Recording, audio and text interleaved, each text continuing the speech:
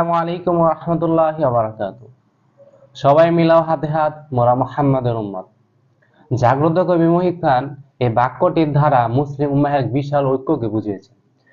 কিন্তু দুর্ভাগ্যক্রমে কয়েকদিন আগে তাবলিগওয়ালাদের বা তাবলিগের দুই পক্ষের যে একটা দুঃখজনক, ন্যাক্কারজনক এবং লজ্জাজনক ঘটনা হলো, এর ফলে পুরো মুসলিম উম্মাই আজ লজ্জিত।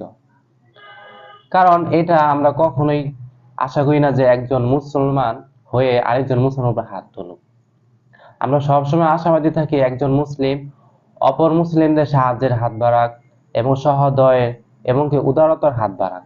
কিন্তু একজন মুসলমানের হাতে অন্য আরেকজন মুসলিম যে খুন হবে, রক্তাক্ত হবে, এটা আমরা কখনোই কাম্য না। তাই এই ঘটনাকে পুরোপুরি তদন্ত করে যারা প্রকৃতপক্ষে দায়ী, যারা প্রকৃতপক্ষে দোষী,